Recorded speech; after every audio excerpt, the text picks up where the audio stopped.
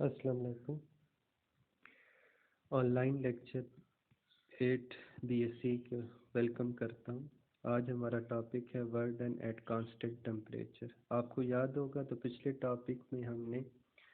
Lecture में हमने वर्डन को डिफ़ाइन किया था और उसकी बेसिक डेफिनेशन इक्वेशन हमने डिराइव की थी।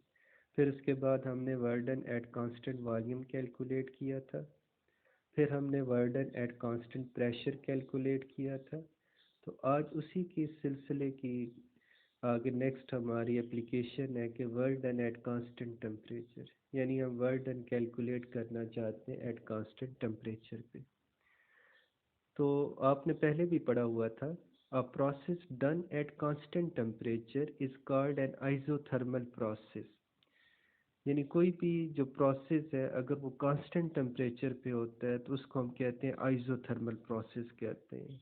तो ये बेसिकली जो भी प्रोसेस एट कांस्टेंट टेम्परेचर होगा तो वो आइसोथर्मल प्रोसेस कहलाएगा। ठीक है, तो यहाँ पे हमने आइसोथर्मल प्रोसेस की भी डेफिनेशन कर ली। A process done at constant temperature is called an isothermal process.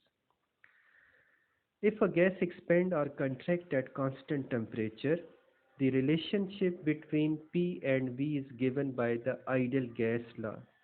तो आपको याद हो जो पहला लेक्चर हमारा था तो उसमें हमने प्रेशर और वॉल्यूम के दरमियान रिलेशन फाइंड आउट किया था जब टेम्परेचर कांस्टेंट था। तो वहाँ पे हमने देखा था कि प्रेशर और वॉल्यूम इन्वर्सली प्रोपोर्शनल थे एट कांस्टेंट टेम्परेचर पे, और उसी को फिर हमने बॉयज़ लॉ कहा था। तो यहाँ पे भी देखें वही इक्वेशन है, वही रिलेशनशिप है, P V is equal constant. तो ये वहीं से फाइंड आउट किया गया क्योंकि P is equal constant 1/v था, तो v इधर मल्टीप्लाई हो गया तो P V is equal constant. Let's say हमारे पास एक सिस्टम में हम उस दो पॉइंट्स ले लेते हैं, एक पॉइंट 1 है और एक पॉइंट 2 है। पॉइंट 1 पे जो प्रेशर है वो P1 है और जो वॉल्यूम है वो V1 है, और पॉइंट 2 पे प्रेशर P2 है और वॉल्यूम V2 है। तो अगर P1 प्रेशर ज़्यादा है और वॉल्यूम V1 कम है क्योंकि इन्वर्सली प्रोपोर्शनल है, और अगर प्रेशर P2 कम हो जाता है और V2 वॉल्यूम ज़्यादा हो जाता है क्योंकि इन्वर्सली प्रोपोर्शनल है, लेकिन इनका प्रोडक्ट कांस्टेंट रहेगा। यानी आप कोई भी पॉइंट ले लें, वहाँ पे प्रेशर लें सिस्टम का और वॉल्यूम कैलकुलेट करके उनको मल्टीप्लाई करें तो एक कांस्टेंट वैल्यू आती रहेगी। इसलिए हम ये इक्वेशन लिख सकते हैं कि P1V1 is equal P2V2। Isothermal process को ग्राफिकली आप स्क्रीन पे देख सकते हैं, ऐसे दिखाया गया है। फर्ज करें कि इनिशियल वॉल्यूम वी आई है तो इनिशियल प्रेशर पी आई होगा। वी आई कम है तो पी आई ज़्यादा है। वॉल्यूम वी आई से बढ़ के वी एफ हो जाता है तो प्रेशर पी आई से कम होके पी एफ हो जाता है, लेकिन इनका प्रोडक्ट क्या रहेगा, कांस्टेंट रहेगा। तो इस कर्व को, ये जो ग्राफ आपके पास बनना है, ये कर्व आपके पास बनना है, इसे स्पेसिफिक नेम दिया जाता है आइसोथर्म का। The curve is called isotherm. ठीक है, तो इस कर्व को आइसोथर्म का हम नाम देते हैं। चलिए, ये तो हो गया, इसकी बेसिक डेफिनेशन हो गई।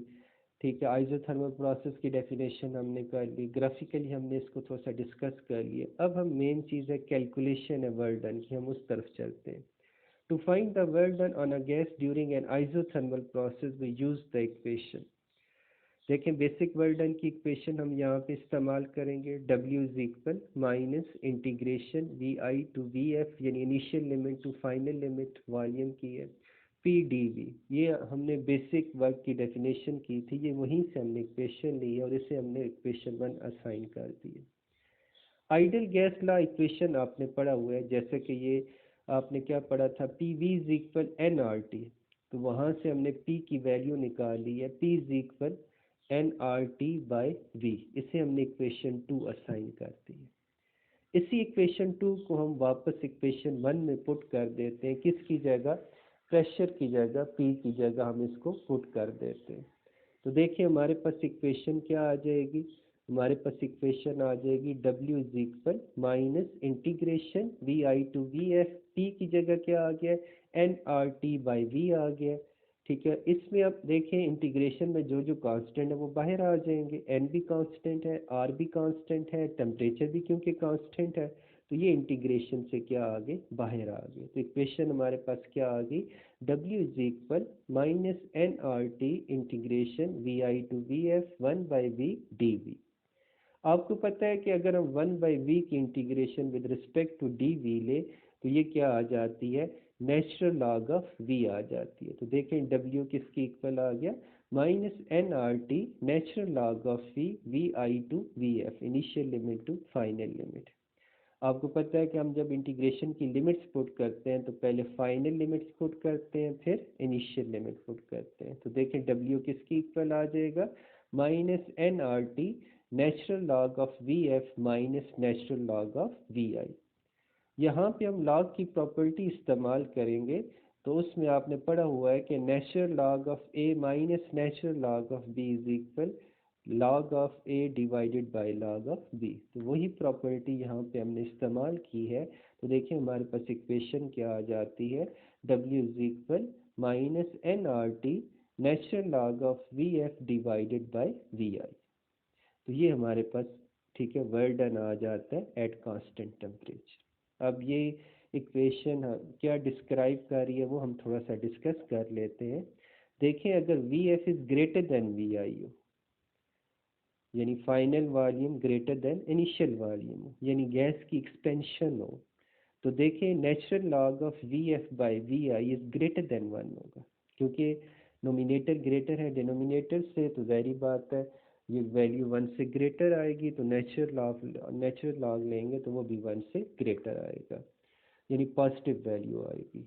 तो जब positive value natural log of V F by V आएगी तो बाहर नेगेटिव साइन है, तो इसलिए वर्क डन क्या आ जाएगा, नेगेटिव आ जाएगा।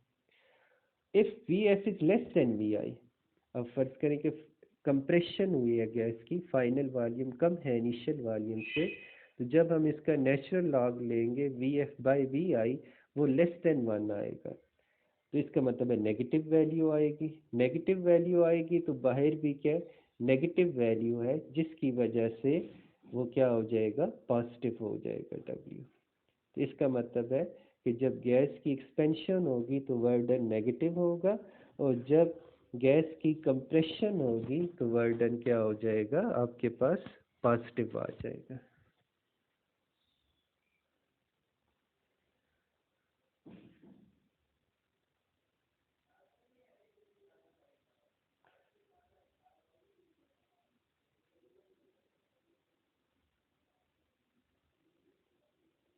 नेक्स्ट हमारा टॉपिक है work done in thermal isolation. तो वर्क इन थर्मल आइसोलेशन ऐसा प्रोसेस है जिसमें हीट सिस्टम के अंदर इन भी नहीं होती और सिस्टम हीट से आउट भी नहीं होती। तो ऐसे प्रोसेस को हम क्या कहते हैं कि ये थर्मल आइसोलेशन है, ठीक है। और इस प्रोसेस को एक स्पेसिफिक नेम भी दिया जाता है, उसे एडियाबैटिक प्रोसेस भी कहा जाता है। A process carried out in a thermal isolation is called an adiabatic process। यानी अगर हम एक ऐसा सिस्टम ले लें जिसे आइसोलेट कर दें, यानी उस सिस्टम के अंदर हीट इन भी नहीं हो रही और उस सिस्टम से हीट आउट भी नहीं हो रही, तो ऐसे सिस्टम को हम कहेंगे कि ये थर्मल आइसोलेशन में। और ऐसे प्रोसेस जो कैरिड आउट होगा थर्मल आइसोलेशन पे, उसको हम क्या कहेंगे कि ये एडियाबैटिक प्रोसेस है। Consider a gas in a cylinder with movable piston, the system insulated from surrounding.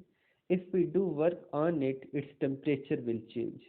If we allow the gas to expand with no other constraint, the path will follow it represented by a hyperbola like curve। यानी फर्ज करें कि आप एक cylinder ले लेते हैं और उसके ऊपर मूवेबल पिस्टन है, और आप पूरे सिस्टम को इंसुलेट कर देते हैं फ्रॉम सराउंडिंग, यानी सराउंडिंग से ना हीट उस सिस्टम के अंदर इन हो सकती है और ना हीट उससे आउट हो सकती है। तो अगर हम वर्क करते हैं सिस्टम के ऊपर या सिस्टम वर्क करेगा तो उससे क्या होगा कि उसका टेम्परेचर चेंज होगा। जाहिर बात है बाहर से तो हीट ना इन हो रही है ना आउट हो रही है, तो सिस्टम अगर खुद वर्क करता है या सिस्टम के ऊपर वर्क होता है, यानी system work done by the system होता है या work done on the system होता है, तो दोनों सूरत में उसका टेम्परेचर क्या होगा, चेंज होगा, ठीक है। तो अब ये जो रिलेशन फॉलो करेगा वो P V is equal constant नहीं होगा, बल्कि क्या होगा, P V power gamma is equal constant, और ये हाइपरबोला लाइक कर्व करेगा। और इसमें गैमा क्या है, बेसिकली गैमा रेशियो है molar specific heat at constant pressure to the molar specific heat at constant volume. इस रेशियो को बेसिकली गैमा कहा जाता है।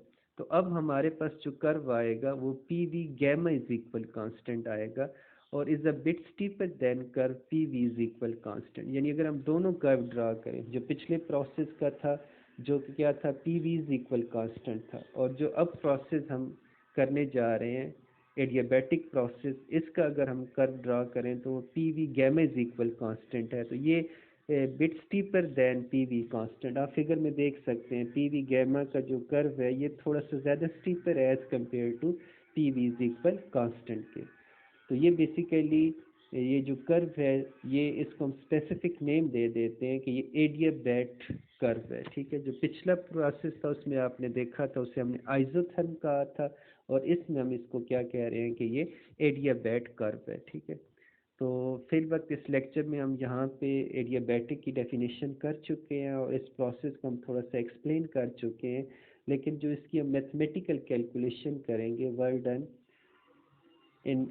डन इन थर्मल आइसोलेशन, तो वो हम फिर नेक्स्ट लेक्चर के अंदर इसको क्या करेंगे, कैलकुलेट करेंगे।